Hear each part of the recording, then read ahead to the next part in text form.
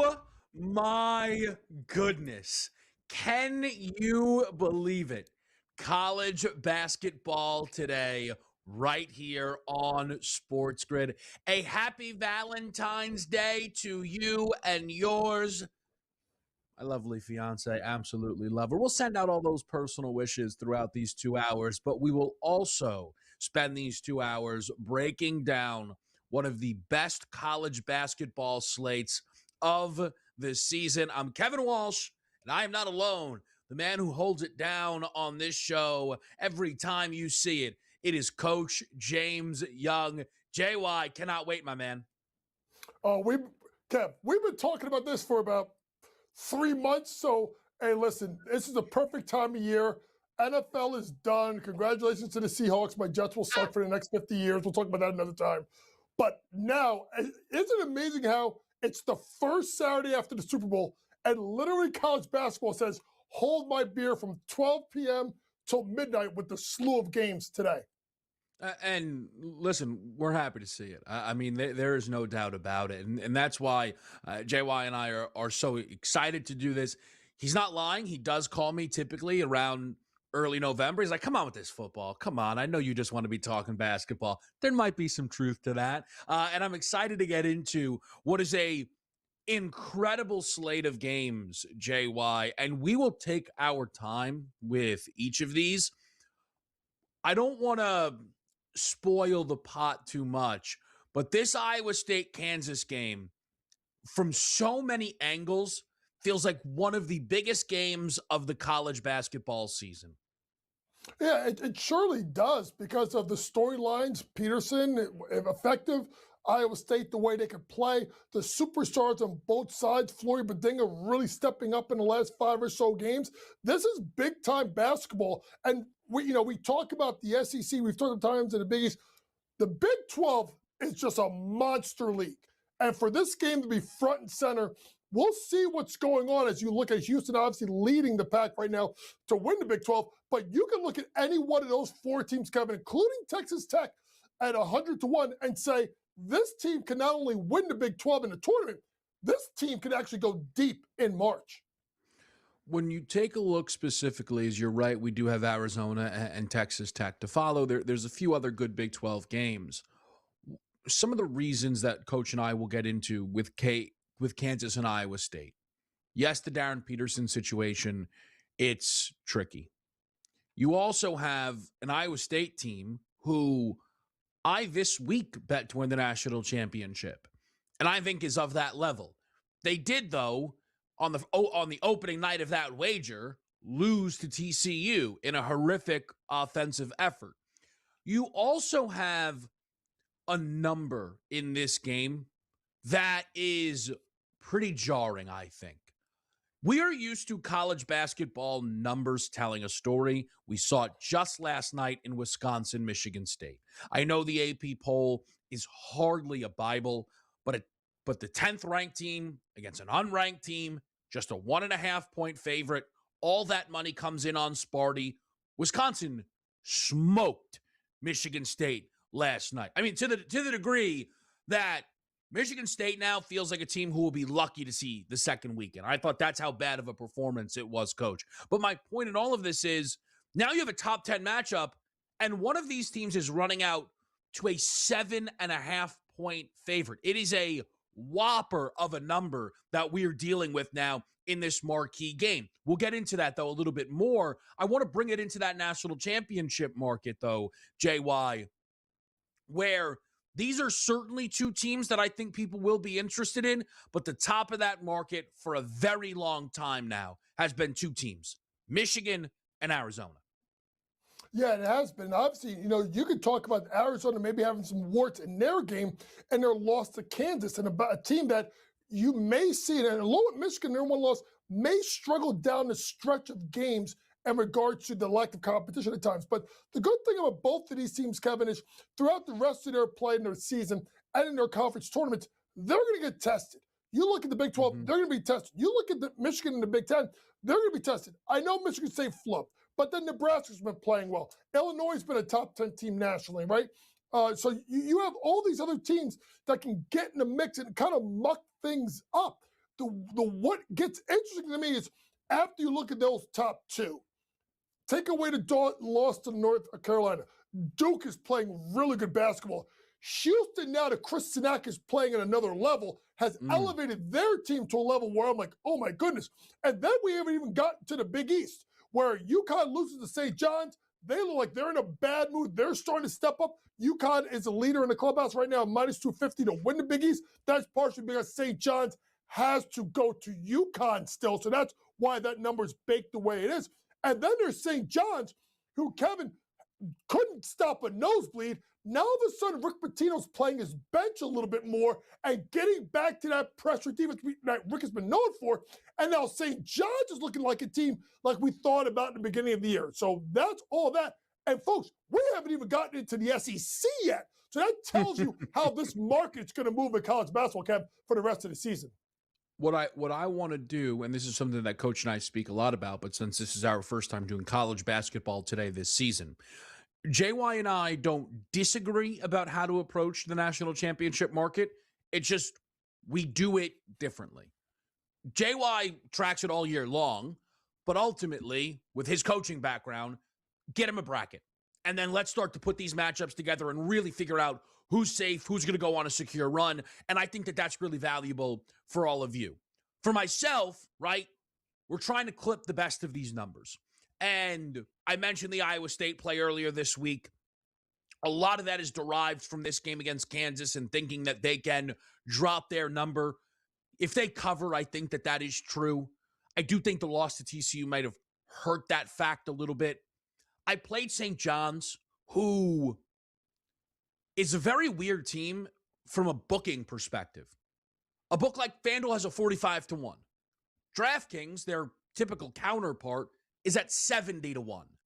You don't really see things like that. Just for example, if you put a 50% odds boost on 45-1, you're still underneath that 70-1 marker. I played some St. John's. I like the direction they're going. Side note, I'm pretty sure every team I've bet to win the national championship has lost their first game after that.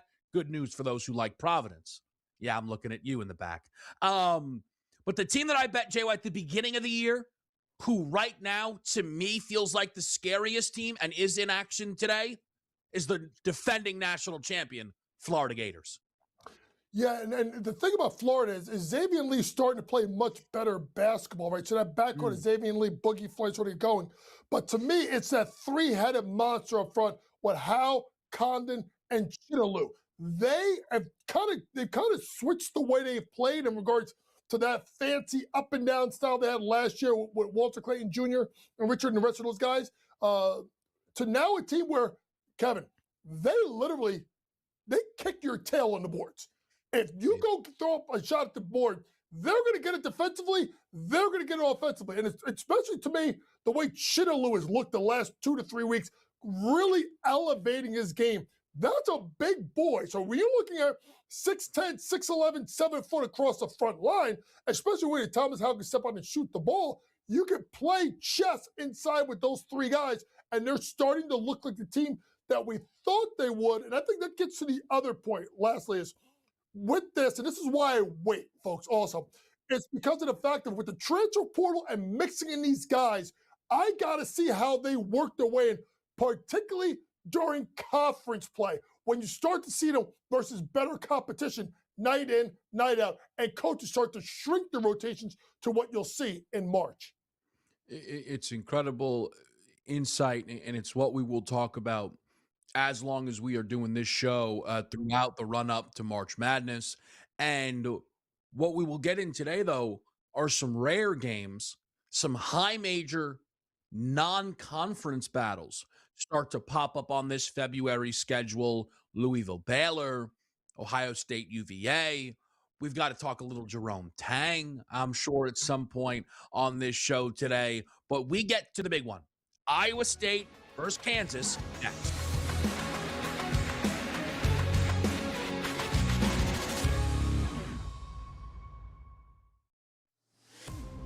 We knew this was coming at some point, but did you think he was going for Kristaps Porzingis? It's almost like they thought they were going to get it on Giannis. They didn't get Giannis, So they went to Porzingis. Now, Porzingis is a stretch 5 if he's healthy.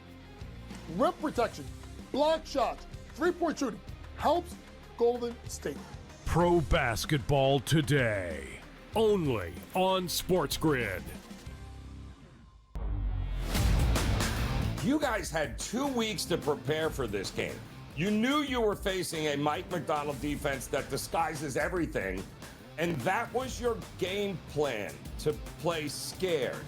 I mean, Mike Vrabel, I love the guy. He played that game, Donnie, like it was a preseason scrimmage in August and not the Super Bowl. The Early Line, only on SportsGrid.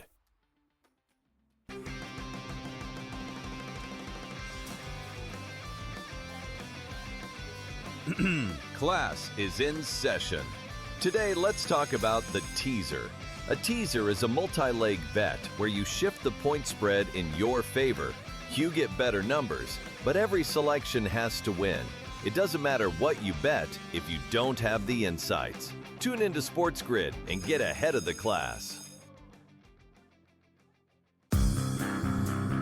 Was last night so tough for you to swallow that you now want to get rid of the owner? Yeah, that's right. Because the big bad Knicks came into town off an embarrassing loss, On a and you back-to-back. guys are flexing your muscles. They about were not how flexing anything. We're back. Nope. We're back, and you lost by 50. Yeah, well, this is the problem. Let's make the owner sell the team because he ducked the luxury Sixers tax. can't compete. The Craig Carton Show, only on SportsGrid.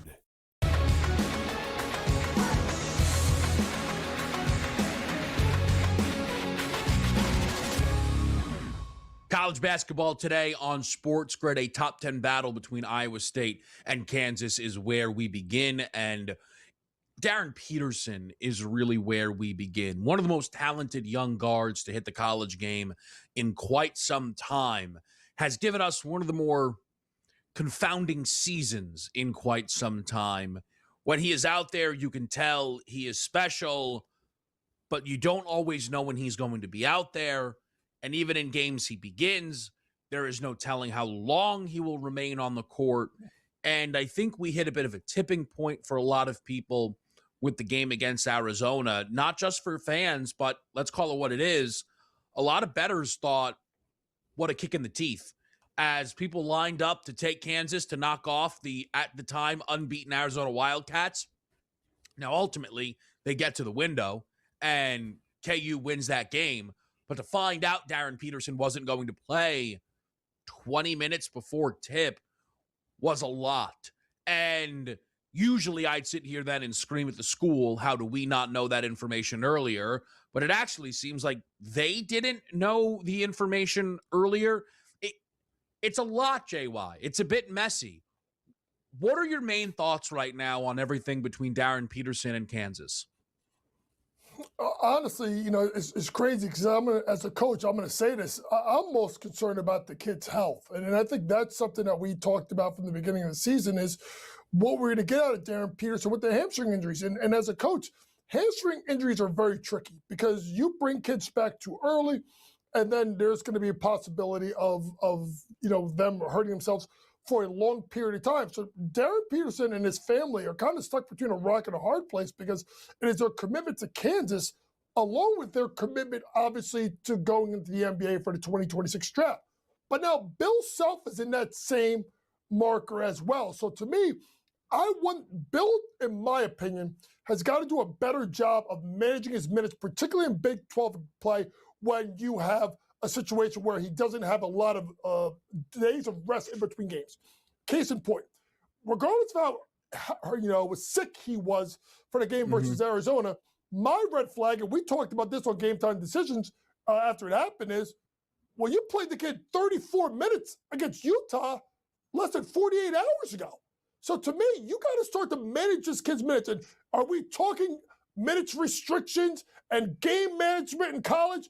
I'm sorry, folks. We're here. This is the NIL market. Deal with it. This is where we're at. So to me, it's the management of minutes, but also the fact, Kevin, if you look at it, this guy's gone under 20 points his last 4 games. He has not shot it well. The last 2 games shooting a combined 10 for 26. If Kansas is going to win it's got to be one or two ways. Either he's got to go off, or what I think it's going to be is defense has been starting to travel. Does Kansas slow the game down because you make it a half-court game where you have the best scorer in the game and try to win it that way? You know, JY, the one thing that is tough for me is I feel like every time we get something in college we don't like, we go with NIL. Boozer doesn't miss a game, right? Boozer looks, I mean, it's just like Coop. It's like he'll come back, quite frankly, if you need him to, right? I mean, NIL, Dybonsa is playing at a program that we would not talk about this much if it wasn't for AJ being there. And my big thing with Darren is he could have just shut you and I, again, a little ahead of we were kind of ahead of the game on this one.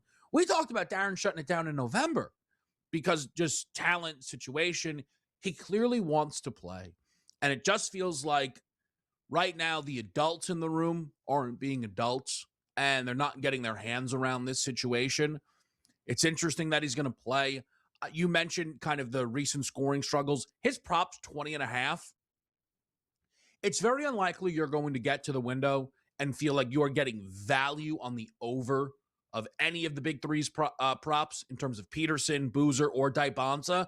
I think you could easily argue, hey, give me the under. Darren Peterson, 20.5, hasn't hit it in 4 straight, 5 of 6, playing a high-level defense. There are not a lot of, superstar shootout offensive performances for Darren Peterson against teams like this. And some of it is because, well, maybe he'll check out, right, in the middle of the game. So there's a lot there. When we get into this game, though, Coach, beyond Peterson, as someone who, after watching Kansas beat Arizona, said, hey, you can add ISU to my card on Saturday right now, I didn't think this was going to be the number.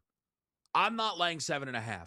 I'm not taking it. I think Iowa State wins this game, but the number's just gone up a little too much for me.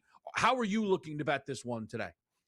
Yeah, my problem is, honestly, Kevin, is the number. Once you get over get to 3 possessions or more, that's when it gets really tricky for me. And because I think the uncertainty of Darren Peterson with the minutes and the effectiveness is the way to look at it. So also the reason why Darren Peterson numbers starting to come down is because other players are starting to step up for Kansas. Melvin Council Jr. is going to have the ball in his hands late in regards to possibly getting fouled if it's close. Trey White has been playing well. And then there's a guy I really have grown to love and watch his improvement, and that's Flory Badunga.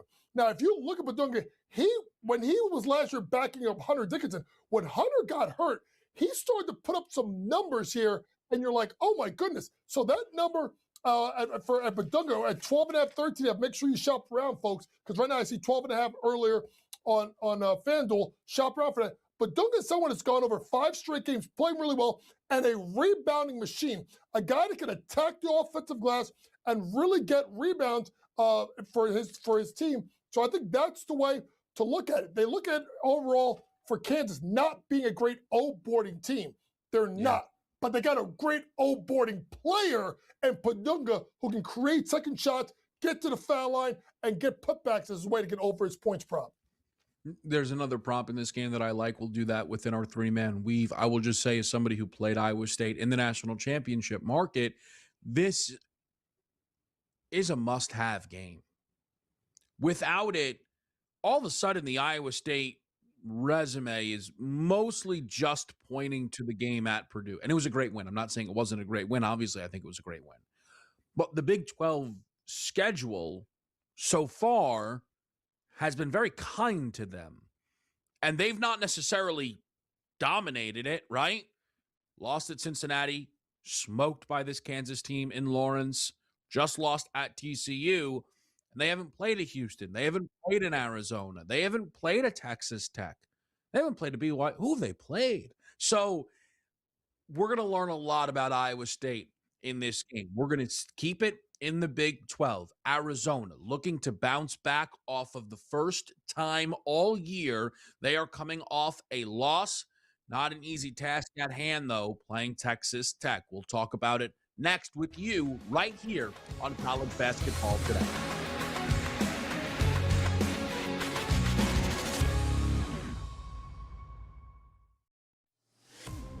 We knew this was coming at some point, but did you think he was going for Kristaps Porzingis? It's almost like They thought they were going to get it on Giannis. They didn't get Giannis, so they went to Porzingis. Now, Porzingis is a stretch five if he's healthy. Rim protection, block shots, three-point shooting. Helps Golden State. Pro basketball today. Only on SportsGrid. You guys had 2 weeks to prepare for this game. You knew you were facing a Mike McDonald defense that disguises everything, and that was your game plan, to play scared. I mean, Mike Vrabel, I love the guy. He played that game, Donnie, like it was a preseason scrimmage in August and not the Super Bowl. The Early Line. Only on SportsGrid.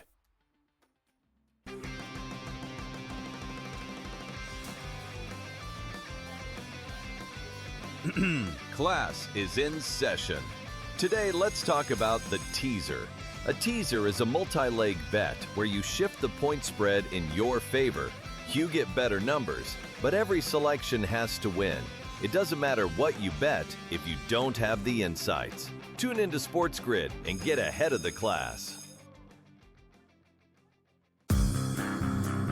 Was last night so tough for you to swallow that you now want to get rid of the owner? Yeah, that's right. Because the big bad Knicks came into town off an embarrassing loss. On a and you back-to-back. guys are flexing your muscles. They about were not how flexing anything. We're back. Nope. We're back.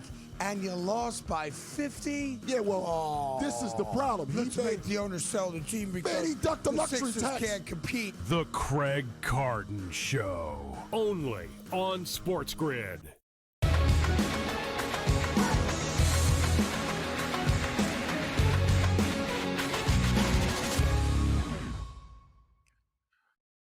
Back right here on SportsGrid. It's Kevin Walsh. It's Coach James Young. Sticking in the Big 12, Arizona and Texas Tech. Arizona suffering their first defeat of the season. Listen, no harm done, right? It's hard to go unbeaten unless you maybe have a certain MAC team's schedule. Losing on a big Monday against Bill Self, it's what everyone does. But you don't want this to become a habit. As we had just talked about the strength of schedule in conference for Iowa State, Arizona is a bit similar. Again, I want to be clear. I am talking about in conference. I understand that Arizona beat a bunch of great teams, including winning at UConn in the non-con. But now this is going to ramp up. Texas Tech, BYU, Houston, Baylor, Kansas, Iowa State are this team's next games here. It's a gauntlet, JY. How do you see Arizona bouncing back? Or maybe they don't against Texas Tech? Kevin, it's amazing because when we looked at Arizona, this is the part of the schedule, right, that we talked about where I even said that there's a chance that this team would go on a 3-4 game losing streak after this game versus Kansas. So when you look at it with Texas Tech's got to drag this game into the mud. If you look at Arizona, I think Arizona can win this game both ways.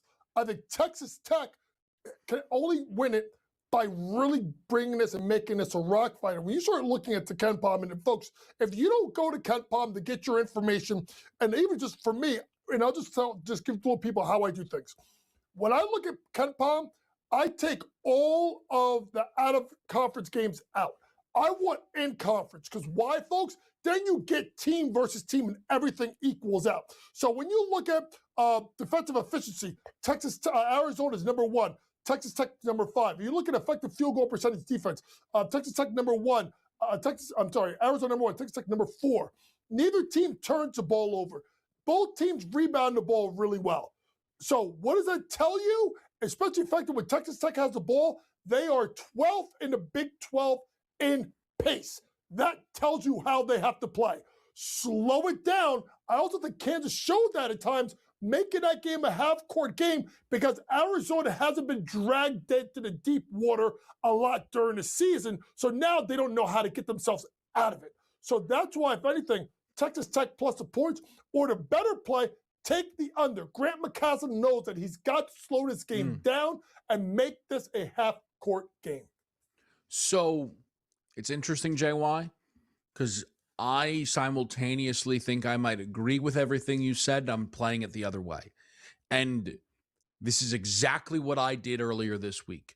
I loved Kansas the whole way, and ultimately, I just got scared of what a win would mean. It was pre-Darren Peterson injury, and I pivoted to an Arizona team total. I felt, hey, you know what? I can focus in on this team a little bit more, and because Kansas is a little bit wonky, and Kansas won, but I was able to sneak over my team total. I looked at this game, and I have wanted to, my dream scenario to some degree, JY, once I was not betting Kansas on Monday, was for them to actually have Arizona win that game and us get a very inflated plus the points Texas Tech number. I don't necessarily feel like that's what we have here, because now I have Arizona, who in their two step-up conference games, right, at BYU and at Kansas, have had double-digit leads in each of those games. And that tells me they're probably going to have another double-digit lead here in this game. And as I go through it, this is a conference, just so people understand the Big 12 right now, 50% of the 10 best defenses in the country are in the Big 12. So Texas Tech, JY, to stop Arizona, you're right, it's about pace, but it's not really about defensive talent. And Arizona, who against comparable defensive teams, right? TCU, West Virginia, 86 on TCU on the road, 88 against a much slower West Virginia in their building. I took an Arizona team total tonight, even though I totally understand every single thing you're saying about the game. Well, listen, it's amazing because it's you can look at numbers, and that's what's great about what Kevin and I is. You know, we're going to give you what we think, and we're not always going to agree, but we're going to give you how we look at things, right? And my numbers is I like to see it this way because I have to look at this.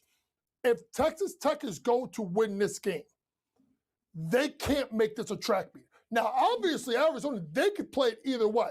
Because of the fact Arizona could play it either way, I don't think they'll be as uncomfortable with a slow pace in the game tonight. That's I shouldn't have let you talk again. That's too good of a point. I'm not cashing out. That is a frustratingly good point. No, I don't love that at all. All right, so we're up. Better hit the early games. Duke, Clemson. Never needed a game more than Duke, Clemson. Next, college basketball today. Good.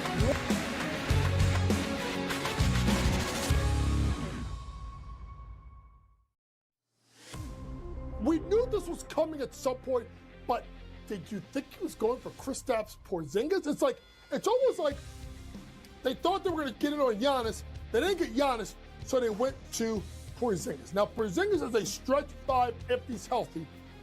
Rim protection, block shots, three-point shooting. Helps Golden State. Pro basketball today. Only on SportsGrid. You guys had 2 weeks to prepare for this game. You knew you were facing a Mike McDonald defense that disguises everything, and that was your game plan, to play scared. I mean, Mike Vrabel, I love the guy. He played that game, Donnie, like it was a preseason scrimmage in August and not the Super Bowl. The Early Line. Only on SportsGrid.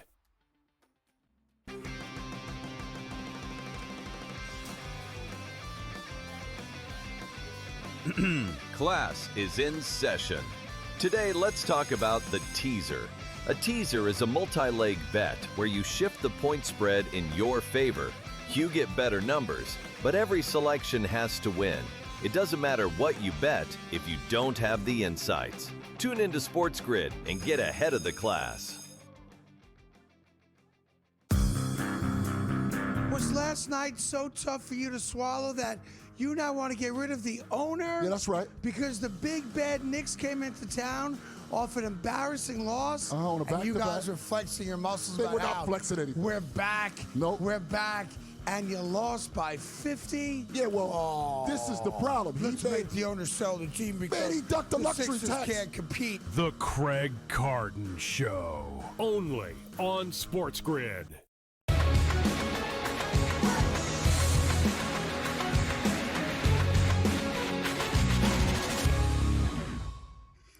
College basketball today on SportsGrid. Clemson goes to Duke, where, oh boy, well, might be up against it, JY, because this Blue Devils team is, I'm sure they're going to be ready for this one, right? I'm sure that this Duke team is going to embarrass. No, I'm not. I love Clemson here. I really like Clemson here, JY. But before we get into those specifics, how do you feel about this Duke team?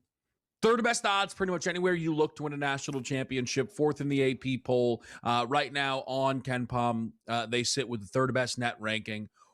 How do you feel about the Duke Blue Devils? I feel not as good as I felt about them last year, where I thought they were a surefire Final Four team. Because I think they don't have the offensive firepower, right? Obviously with Cooper Flag and Colin Knippel. Kevin, I've always felt like it's hard in this modern day of college basketball to win a national championship, win 6 games in a row when your best player is big. Now, this is no disrespect to Cam Boozer. In fact, I like Cam Boozer to go over 32.5 points, rebounds, and assists for the game. But if you start to look and dig back, and I'm just going on the record, I can't remember, maybe we'll go back to the Kentucky teams where their best player that won a national championship was a center or a power forward. It's usually a guard, a wing player. So although you got guys like Isaiah Evans, who I big fans, Caleb Foster, I'm not saying these guys can't play. It's a big difference between that and Colin Knippel and Cooper Flag as your guys in the backcourt or guys with the ball in their hands and the perimeter of the floor. I agree with you. I'm not betting this game. I'm a little leery of the point spread here. But to me, if there's anything you look at is the fact of this, and this is kind of where I'm going, kind of back where I said to you before. If you look at what I talked about last segment, right? And now you go to this game, right? Tempo. The only way the Cubs can keep this game close, grind it down, physical, force Duke to late clock, don't let Duke get run out off of turnovers, and milk the game down. That's the only way I see this happening, right? So to me, if you are thinking Clemson could be in the mix in regards to keeping this game close, then you got to play under, folks. You can't take the over and say Clemson's going to be able to keep with Duke offensively. It's just not going to happen. Coach is going to slow this game down. My best play for this game, if I take anything, would be the under and see that Clemson kind of drags this game down a little bit. So I don't mind the under look at all. I just want to zoom back to Duke. It's interesting, just the concept of a big man being the driving force, JY. Edey obviously got close. They didn't break through. You could probably argue Adama Sanogo was the best player on the first UConn team, but they were very deep. And that's actually what I would rather focus on. I've talked to different people and I've gotten different opinions on this. I think Cam Boozer is brilliant. I think that he actually has been, you could argue, as good as Cooper Flag. You could actually statistically argue he's been better than Cooper Flag. You actually could argue he has statistically been better than Cooper Flag. The problem is how good last year's team was behind that. Was that, look at how good Con Knippel is. It's not just that. If Kaman Malawach was on the floor, that was just, you had multiple NBA guys and then a legit 7-2 center. Shout out to Suns for not playing Kaman Malawach for some reason. Patrick Ngbana, who's one of the better players on this Duke team right now, was kind of riding the bench for last year's Duke team. We saw the guard play they got from Proctor, right? We saw Sion James, who again is a legitimate NBA contributor. Like, this team's turning to Caleb Foster in big moments. Caleb Foster couldn't crack last year's rotation. So I look at this Duke team, and the story, JY, is one of, it's Cam Boozer and probably not enough around him. And it doesn't mean that Dame Sarr can't be an NBA guy. It doesn't mean that Isaiah Evans isn't an intriguing shooter at the next level.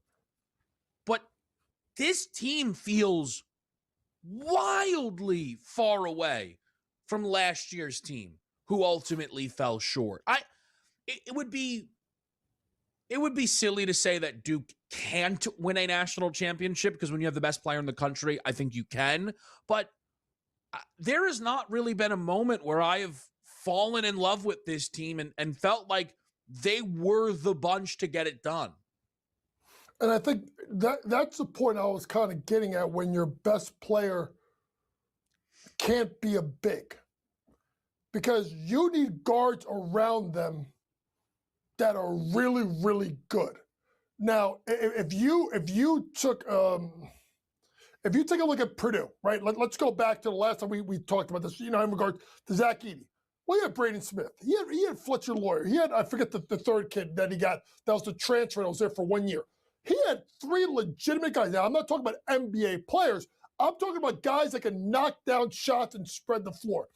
If Cam Boozer, I would say this, if Cam Boozer was a 2-guard or a small forward with the ball in his hands on the perimeter that attracts the defense, and you have other guys around him, I would feel better about the Duke team rather than inside with Cam Boozer. You give him the ball inside, you load up, you set a double team, you force it outside the window, you whack out appropriately, and you let guys, like Kevin said, that last year who were there. Now, I'm not saying that these guys haven't improved from last year, but these guys couldn't see the floor in big moments. You just talk about Zion James, you talk about other guys. There also weren't big moments, too. They just slaughtered everyone. There also were no big moments, and they still weren't. But even the game versus Houston, which got dragged to the mud and they lost, you didn't see any of these guys. You didn't see any of these guys on the floor in big moments and big spots. So I think that's the thing. And then when you go and look at it, all right, well, give me the big spot against a really good team where Duke's guard stepped up and won. They lost to Carolina by 3 and scored 68 points. So then there's that. So they haven't been shown to be in big spots. Can they do it? Yes. I just think what Kevin and I are saying is there's a lot more pause with this team in regards to the guard play around the best player than it was to last year's team. So to bring that all then into today's game, I bet Clemson at plus 13.5. I believe you can still get those 13.5s. Admittedly, I played it late last night.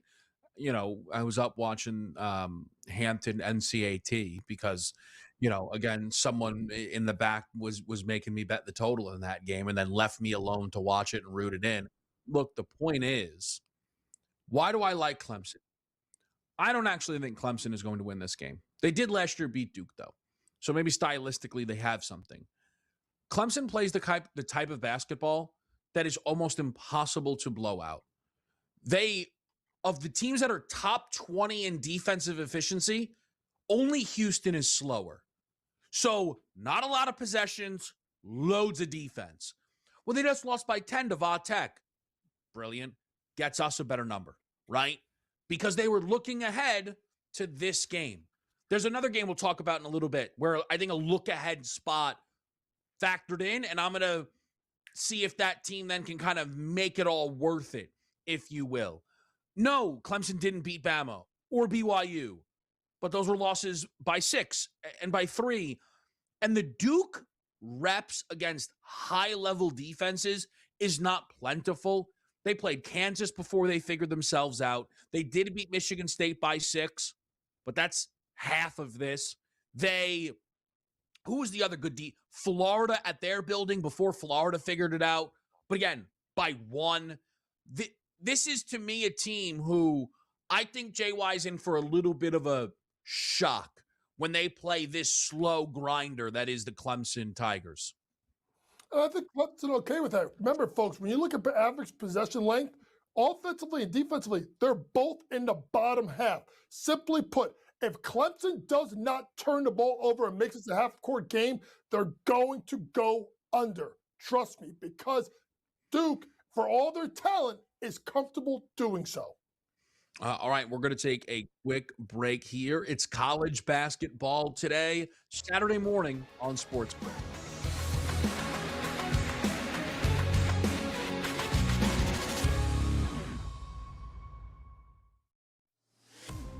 We knew this was coming at some point, but did you think he was going for Kristaps Porzingis? It's like It's almost like they thought they were going to get it on Giannis. They didn't get Giannis, so they went to Porzingis. Now, Porzingis is a stretch five if he's healthy. Rim protection, block shots, three-point shooting helps Golden State. Pro basketball today, only on SportsGrid. You guys had 2 weeks to prepare for this game. You knew you were facing a Mike McDonald defense that disguises everything, and that was your game plan, to play scared. I mean, Mike Vrabel, I love the guy. He played that game, Donnie, like it was a preseason scrimmage in August and not the Super Bowl. The early line, only on SportsGrid.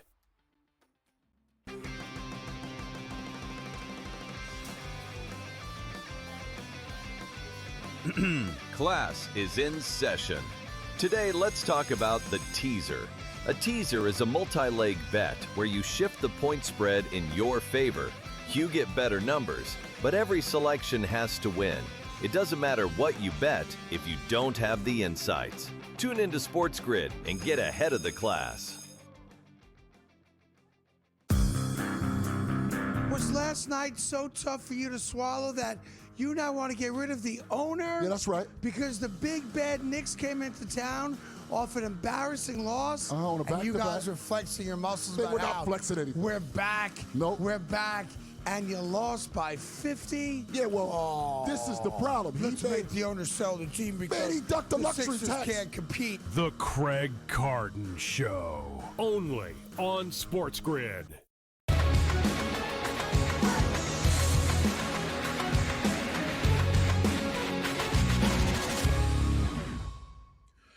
Florida versus Kentucky in the SEC. The preseason projections had these two teams at the top of the conference, and, well, they are right near it. What is remarkable, though, is it's not really been a predictable path for either one of these teams. I actually want to start on the Kentucky side, JY. Right now, 17-7 on the year, checking in 8-3 in conference. They just completed a season sweep of Tennessee for the second straight year now under Mark Pope, although Barnes got his back in the tournament when he sent home Kentucky last year. It's been a long season. As we sit here now, mid-February, what have you made of this Kentucky group and this turnaround, if I can say that? Yeah, it's almost like we're just about there, right, Kevin? You know, they didn't get off to a good start. Obviously, the loss at Louisville, losing to Michigan State. Then they beat St. John's before Christmas and said, oh, here we go. They found themselves. They're going to make a run. And then they turn around and lose to, Alabama and Missouri in back-to-back games. And then they go, oh, here we go. Here's 5 wins in a row, right? We're like, okay. And then they get their doors blown off to Vanderbilt. But It's like it's like the movie. Every time they bring you out, they suck you back in. And they have sucked themselves back in with me until today.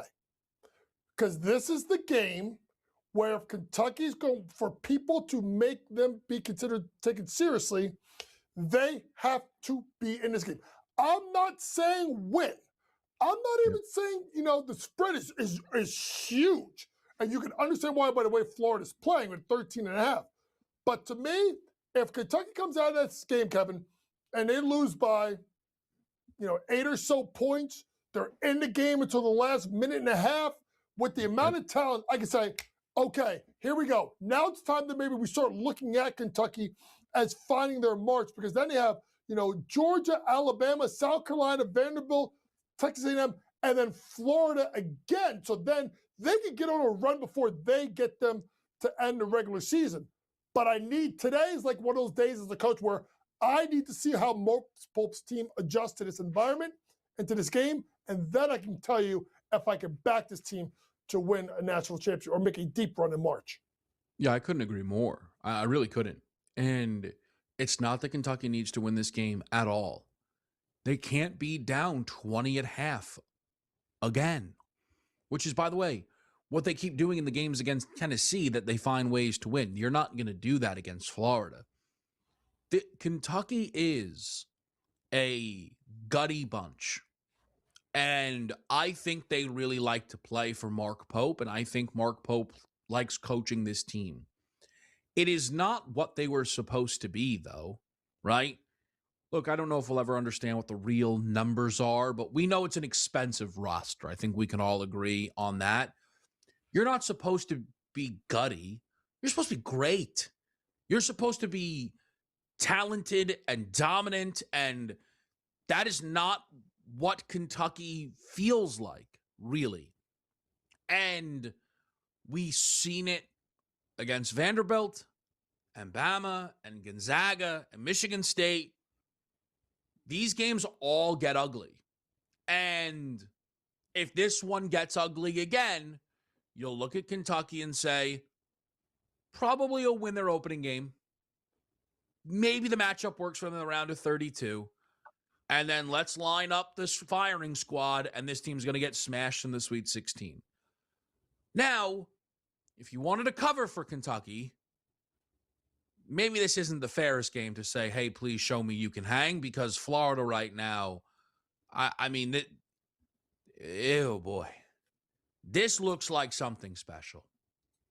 I have the national title ticket, so is there a world where I'm maybe trying to will it in? Maybe.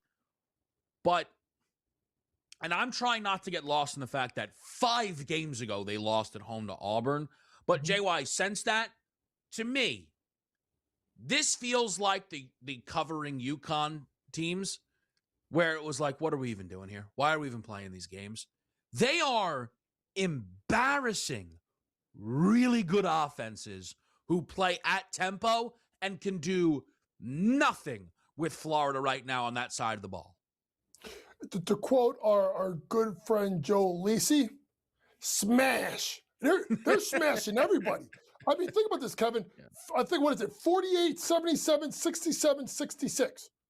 And they've scored 95, 100, 86, and 86. They are beating your behind on both sides of the ball. And I think that is what is the thing, is this team has figured out that they can line up 6'9", 6'10", 6'11", and kick your tail all over the place. I'll tell people right now, it's not out there. You got to start looking around. Look at Chinaloo over his rebounding prop if you can find it. This is according to nationally, according to Ken Palm, in regard to offensive rebounding percentage, the number 5, I think it's the number 4 and number 5 player in the country. Now, he's obviously can rebound the ball for a team in Florida that's the number 1 in defensive rebounding percentage and number 2 in offensive rebounding percentage in the SEC versus the Kentucky team that's number 7 trying to get a rebound, trying to chase rebounds, and number 10 trying to secure it from a team trying to crash the boards. So when you look at this game and the way Chinaloo's been able to rebound the ball, if you could find Ruben Chinaloo's rebounding props, go take the over, because since he has started to kill the glass, that opens up the play for other players, because now you have to send more guys to the boards, right, in regards to securing. And then when he gets the ball out, those kick-out, back-breaking three-pointers from Lee and Flan become nightmares. Look for Chinaloo over rebounding props today if you can find it. What I will say for me is I've said all week I thought Florida would just destroy this Kentucky team. The hesitation I have, the number just keeps climbing, okay? The 11.5s were out there for a bit. It's up to 13.5. It's a little different when you're expected to be slaughtered and what that locker room speech looks like. For Kentucky, they went to Vanderbilt, it was 5.5. When they played Gonzaga, it was 5.5. Mark Pope is going to let these guys know, like, you are supposed to be destroyed today. And that rally cry can make a difference. This is one that I prefer to be a little more cautious on. Our next game, not so much, as well as a 3-man weave on college basketball today.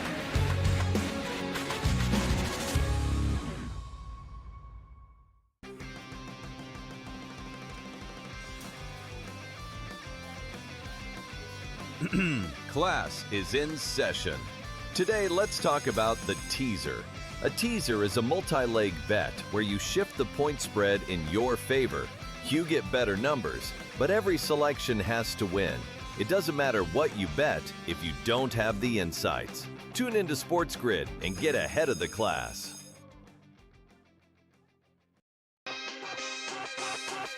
I don't think he was trying to take a shot at the team at all. It was just a plain and simple and obvious fact. I think what's difficult, though, is, and I agree with you, right? I guess I agree with LeBron.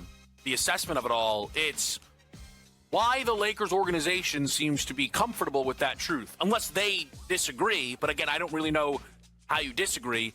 Game time decisions. Only on SportsGrid. You guys had 2 weeks to prepare for this game. You knew you were facing a Mike McDonald defense that disguises everything, and that was your game plan, to play scared. I mean, Mike Vrabel, I love the guy. He played that game, Donnie, like it was a preseason scrimmage in August and not the Super Bowl. The early line. Only on SportsGrid. It looked like a clump of grass. It didn't look like an eagle. That's the one, by the way, that USA Today claimed was the best ad. They thought the Lay's ad was number 2. The worst ad was any ad that had AI in it or had an AI company behind it. It wasn't because of the AI. It was because they were the most nonsensical ads you've ever seen. Does anybody look at these ads and understand if they are actually trying to do what they're trying to do, which is to showcase the product as opposed to being great with AI? Very embarrassing. Newswire. Only on SportsGrid.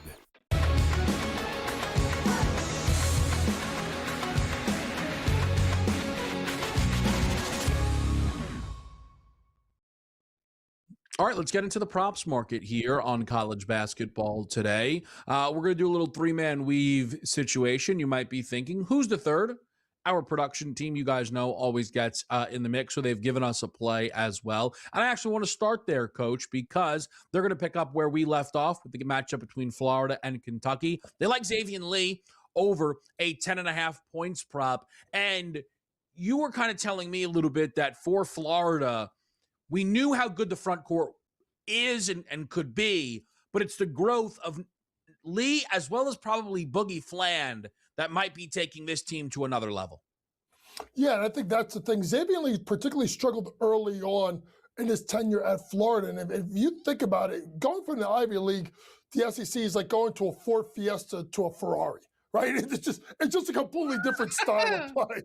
So you had to get him adjusted, but I think he's been able to do so. So I think a really great job by our guys and looking at Xavier Lee, to go over his 10.5 points.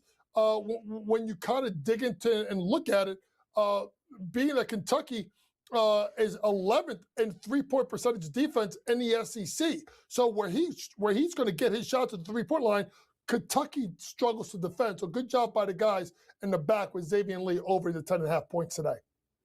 All right, Coach, give me your favorite player prop. I know the menu is going to grow a little bit throughout the day, but at the moment, the favorite number that you've been able to put eyes on.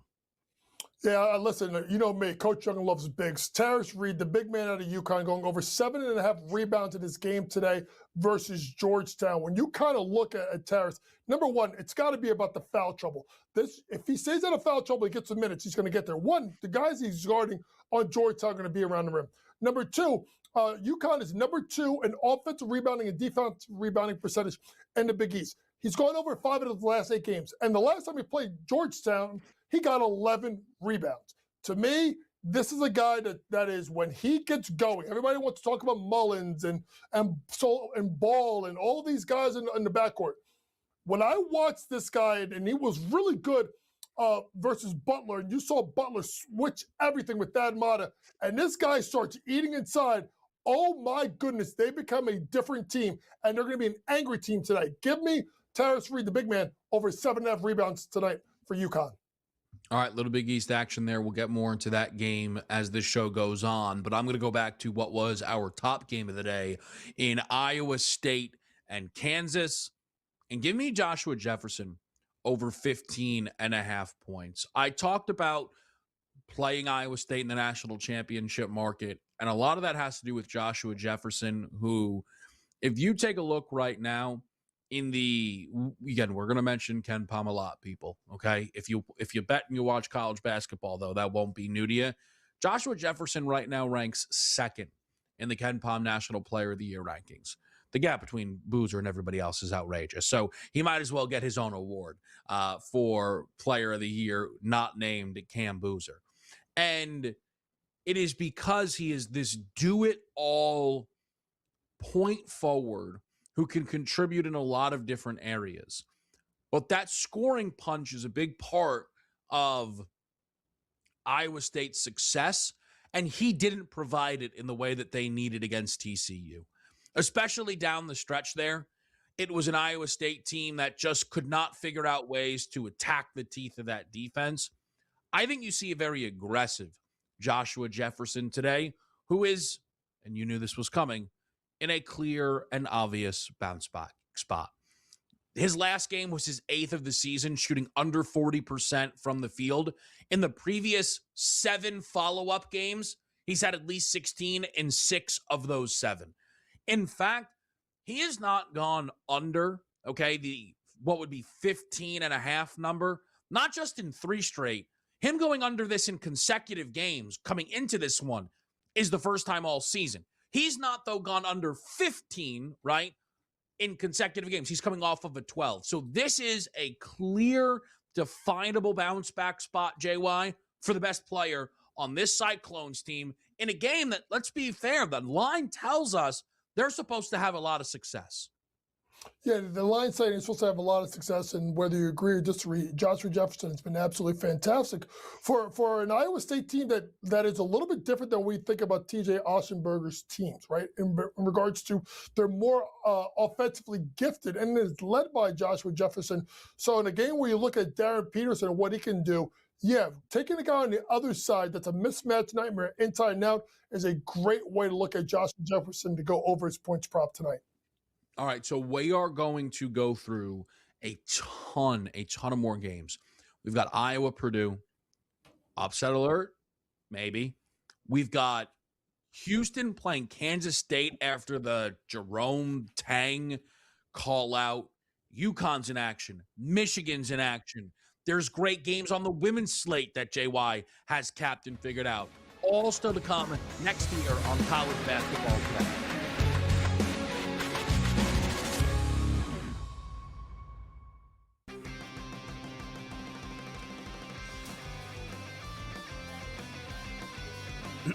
Class is in session.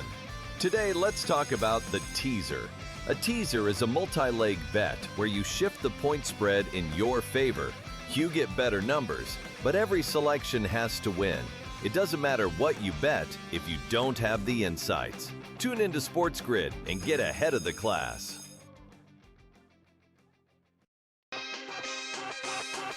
I don't think he was trying to take a shot at the team at all. It was just a plain and simple and obvious fact. I think what's difficult, though, is, and I agree with you, right? I guess I agree with LeBron.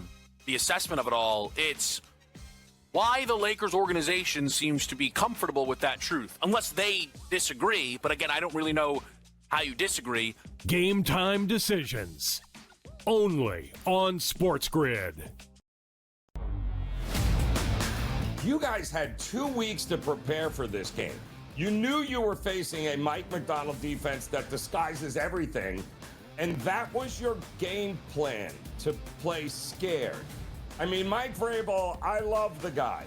He played that game, Donnie, like it was a preseason scrimmage in August and not the Super Bowl. The early line. Only on SportsGrid. It looked like a clump of grass. It didn't look like an eagle. That's the one, by the way, that USA Today claimed was the best ad. They thought the Lay's ad was number 2. The worst ad was any ad that had AI in it or had an AI company behind it. It wasn't because of the AI. It was because they were the most nonsensical ads you've ever seen. Does anybody look at these ads and understand if they are actually trying to do what they're trying to do, which is to showcase the product as opposed to being great with AI? Very embarrassing. Newswire. Only on Sports.